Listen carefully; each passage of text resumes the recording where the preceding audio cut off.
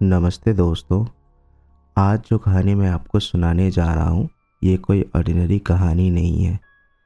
ये अनिकेत के साथ सच में हुआ था, जो कलकत्ता के शिवपुर एरिया में अपने अंकल के साथ रहता है।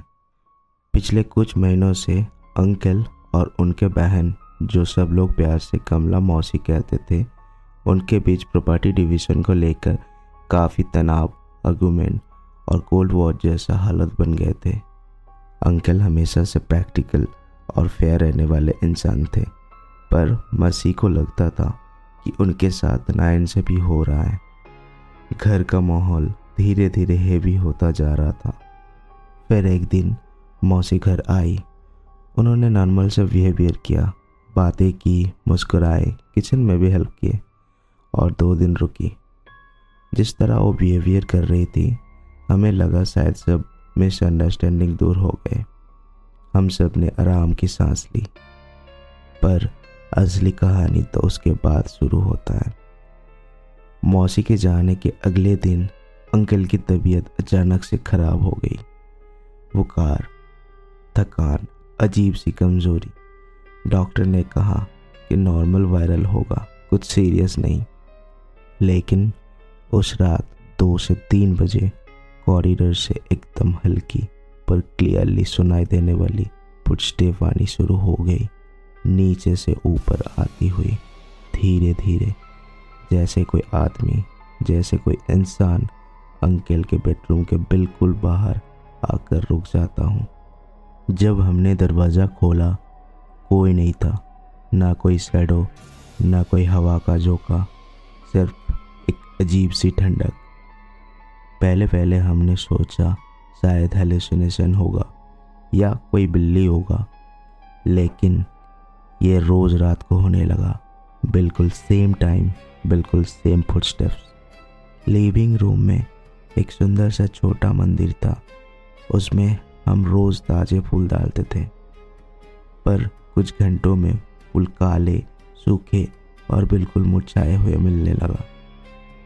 पहले लगा कि ह्यूमिडिटी होगा, पर बाकी रूम में रखे हुए फूल बिल्कुल फ्रेश रहते थे।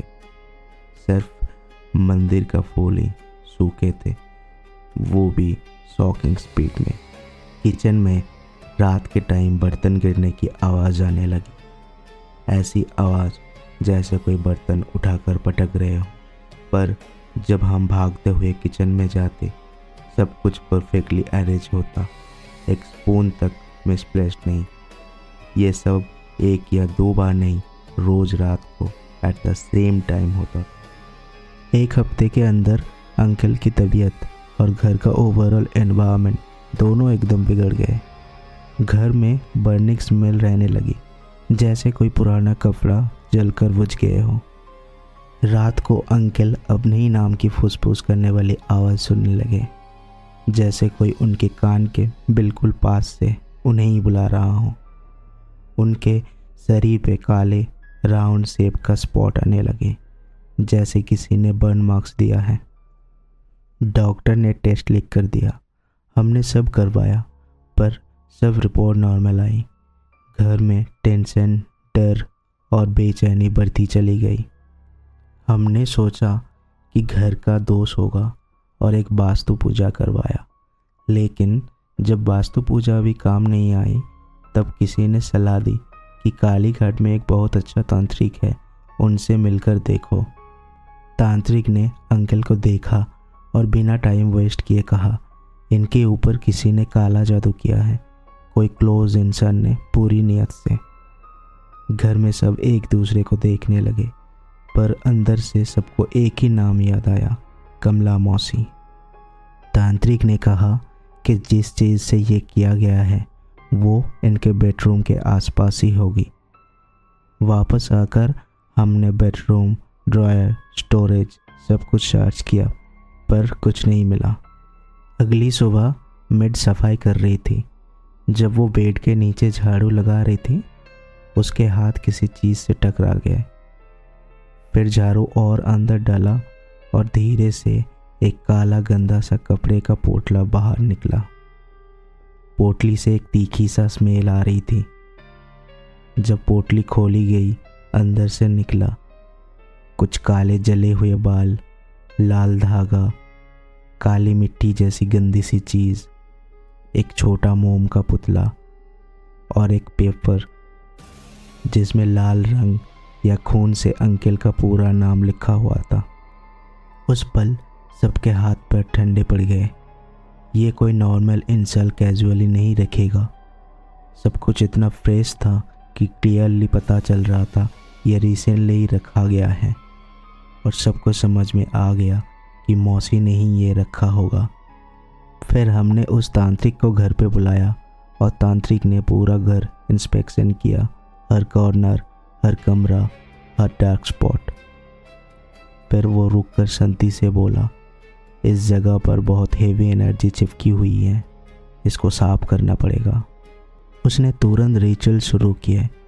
पहले एक अगरबत्ती जलाए, धुआं धीरे धीरे पूरे घर में बहता गया और हवा का वेट बढ़ने लगा। फिर उसने मंत्रों का जॉब शुरू किया, लो स्टेडी वॉइस में। उनकी वाइब्रेशन पूरे घर में घूम रही थी, जैसे वॉल्स भी रिएक्ट कर रही हो। फिर गंगा जल से पूरे घर को शुद्ध किए, हर एक रूम, हर एक कॉर्नर। अंत में एक हवन किए जिसमें वो बार बार अंकल का नाम लेकर उनके सुरक्षा का संकल्प करता रहा।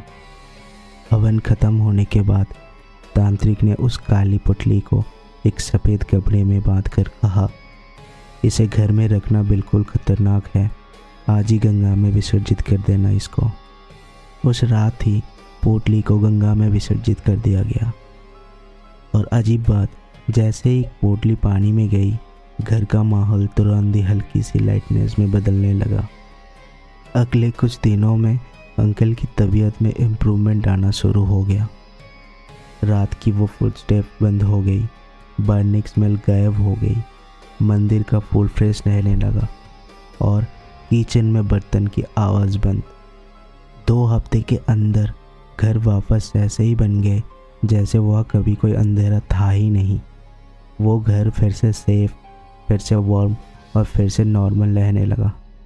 पर एक बात सबके दिल में रह गई, अगर पोटली नहीं मिलती तो शायद ये कहानी इतने आसानी से ख़त्म नहीं होती।